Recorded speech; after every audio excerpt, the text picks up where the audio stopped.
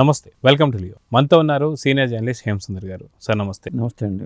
Jabardasth fame Venu, అదేవిధంగా director కూడా మంచి పేరు తెచ్చుకున్నారు బలగం సినిమా తీసి. ఇప్పుడు ఎల్లమ్మ అనే సినిమా ప్రాజెక్ట్తో రాబోతున్నారు. కాకపోతే ఎన్నో ట్విస్ట్లు, ఇంకా సినిమా రిలీజ్ కాకపోయినా, సినిమా ఇంకా పట్టాలు ఎక్కకపోయినా సరే ఇప్పటికీ ఎన్నో ట్విస్ట్లు అయితే మనం చూస్తూ వస్తున్నాం.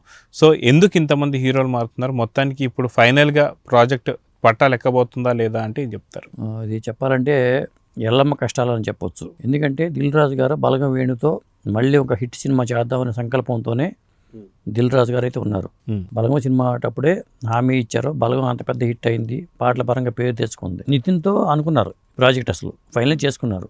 గతంలో ఏదో ఇచ్చిపుచ్చుకోవటాలు బకాయిలు ఏదో ఉన్నట్టుండే దానికి. మొత్తానికి తమ్ముడు చేసిన తర్వాత తమ్ముడు బాగా దెబ్బేసింది. దాంతో ఆయన నితిన్ని పక్కన పెట్టి ఇంకో హీరోని పెట్టుకుందాం అనే ఉద్దేశంతో ప్రయత్నాలు చేసుకుంటూ వెళ్ళారు. ఆ చేసుకుంటూ వెళ్ళిన నేపథ్యంలో శర్వానంద్ పేరు ప్రస్తావనకు వచ్చింది, నిఖిల్ పేరు ప్రస్తావనకు వచ్చింది, బెల్లంకొండ సాయి శ్రీనివాస్ పేరు ప్రస్తావనకు వచ్చింది. ఇలా హీరోలు మారుతూ ఉన్నారు. అది పెద్ద ప్రాజెక్టు. ఎల్లమ్మ సబ్జెక్ట్ అనేది ముఖ్యంగా తెలంగాణ ప్రాంతంలో ఆ ఎల్లమ్మ ఉన్న ప్రత్యేకత వేరు. అలాగే బలగం వేణుకి ఇలాంటి కథల మేషల్లో కొద్దిగా ఒక ప్రత్యేకత ఉంది. ఆయన కూడా కాన్సన్ట్రేషన్ పరంగా ఆ సబ్జెక్ట్ని ఎంచుకుంటాం అనేది జరిగింది. దానికి హీరోల పరంగా చూసుకుంటే ఎల్లమ్మ కష్టాలు ఇప్పుడు చివరికి వచ్చి ఒక మ్యూజిక్ డైరెక్టర్ దగ్గర ఆగింది.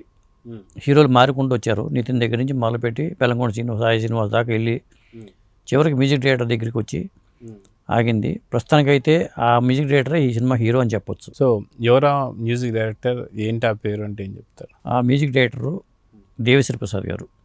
దేవిశ్రీ ప్రసాద్ గారికి హీరో చేద్దామని కోరిక ఎప్పుడో ఉంది. ఎందుకంటే నేను ఆనందం సినిమా టైంలోనే ఆయన ఇంటర్వ్యూ చేసినప్పుడు ఆ పాటలు, ఆ డ్యాన్స్ మూమెంట్స్ అవన్నీ బాగా అలవాటు. వేదికల మీద కూడా డ్యాన్స్ మూమెంట్స్ ఇస్తూ ఉంటాడు. నాకు హీరో అవ్వాలనే కోరిక ఉందండి అనే మాట కూడా నాకు ఇంటర్వ్యూలు చెప్పారు అప్పుడు. కాబట్టి ఆయన ఆ కోరిక దాదాపు 20 ఏళ్ల తర్వాత, ఆ సినిమా ఆనందం సినిమా వచ్చి దాదాపు 20 ఏళ్ళు దాటిపోయింది. నాకు తెలిసి 22 ఏళ్ళు అంత అవుతుంది. ఇప్పటికీ మరి హీరోగా దేవిశ్రీ ప్రసాద్ గారి పేరు పరిశీలనలోకి వచ్చింది. అది ఓకే అన్నారనేది వినిపిస్తున్నమాట. అలాగే మ్యూజిక్ కూడా దేవిశ్రీ ప్రసాద్ చేస్తున్నారు ఈ ఎల్లమ్మకి అనేది ఇంకొక అంశం అండి.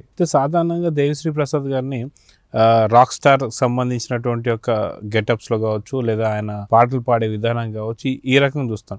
కానీ ఎల్లమ్మ టైటిల్ వచ్చేసరికి కంప్లీట్గా తెలంగాణ మాస్ టైటిల్ లాగా అనిపిస్తుంది. సో అలాంటి టైటిల్లో దేవిశ్రీ గారిని ఊహించుకోవచ్చా అంటే ఏం చెప్తారు? అంటే హీరోయిన్ ఓరియంటెడ్ సబ్జెక్ట్ ఇది నేను అనుకోవడం. ఇప్పుడు ఎల్లమ్మ అని పేరు పెట్టడంలో అర్థమైంది. అందుకనే ఒక ఇమేజ్ ఉన్న హీరోయిన్ కావాలి అని వాళ్ళు అన్వేషణ చేశారు. 2 పేర్ల దగ్గర వాళ్ళు బాగా కసరత్తులు చేశారు. ఒకరు ఫైనలైజ్ చేశారు.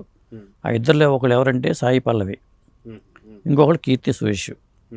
ఇది సాయి పల్లవి మరి నో చెప్పిందో లేదో తెలియదు, కానీ మొత్తానికైతే కీర్తి సురేష్ ఫైనలైజ్ అయ్యింది.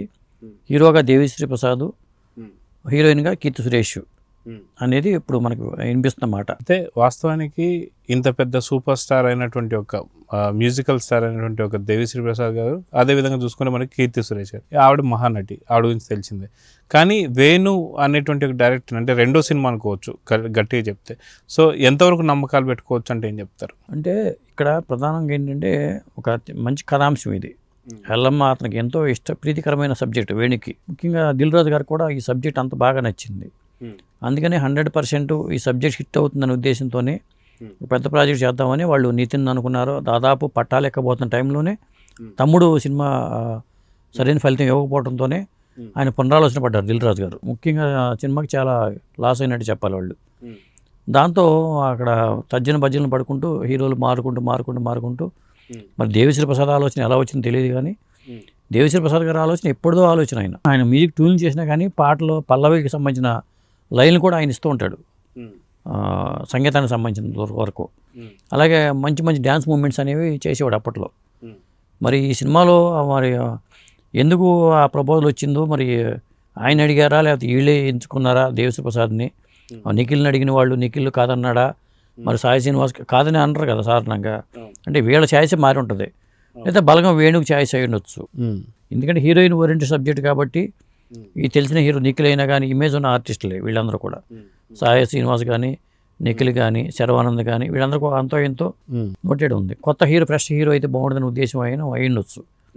అలా వీళ్ళు దేవిశ్రీ ప్రసాద్ని ఎంచుకున్నట్టుగా చెప్తున్నారు. సో ఓవరాల్గా మనం చూసుకుంటే దేవిశ్రీ ప్రసాద్ కాన్సెప్ట్ ఏదైతే హీరోగా అనేది కొద్ది కొత్తదనం, ఎందుకంటే మిగతా వాళ్ళందరూ కూడా గతంలో మనం చూసాం. కానీ దేవిశ్రీ ప్రసాద్ గారి మార్క్ కనిపిస్తుందా అంటే ఎలా ఉంది, అంచనాలు ఎలా ఉన్నాయి అంటే ఫిలిం నగర్లో? అంటే దేవిశ్రీ ప్రసాద్ గారికి ఎప్పటి నుంచో బలమైన కోరిక ఉంది. బలగం లాంటి దర్శకుడు కనపడ్డాడు. దిల్ రాజు గారి బ్యానర్ మంచి బ్యానరు. ఇక అంతకన్నా దేవిశ్రీ ప్రసాద్ కావాల్సింది ఏముంది, తనకి అలవాక చేసేయగలడు.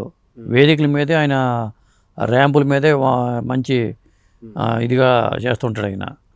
కాబట్టి ఆయనకి కొట్టిన పిండి ఇది యాక్టింగ్ అనేది.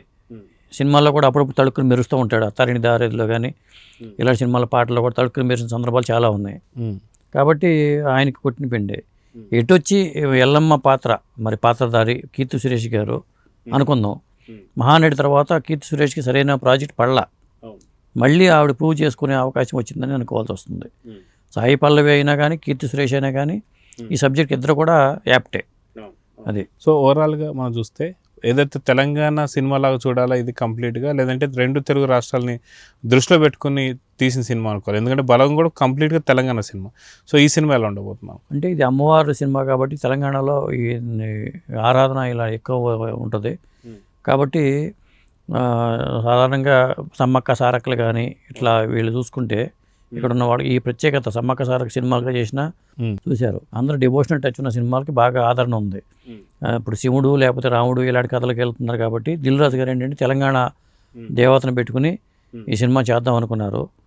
మరి కథగా చెప్పాలంటే అది ఎల్లమ్మ తెలంగాణ వాళ్ళకే కాదు, అక్కడ మన ఆంధ్రాలో కూడా ఇలాంటి ఆరాధనలు ఉంటాయి. గంగానమ్మలు కానీ పోలేరమ్మలు కానీ అంకమ్మ సముద్రాలు అంటా చేస్తూ ఉంటారు. ఈ దేవతలకు సంబంధించి గ్రామ దేవతలుగా చెప్తుంటారు. కాబట్టి ఖచ్చితంగా అది ఒక మంచి సబ్జెక్టే అది అనుకుంటే. బలగం వేణుకి పూర్తి బలం చేకూర్చింది కాబట్టి ఖచ్చితంగా దేవిశ్రీ ప్రసాద్ చేస్తున్న ఈ ప్రాజెక్టు మరింత బలంగా కావాలని చెప్పి కోరుకుందాం. నమస్తే. నమస్తే అండి.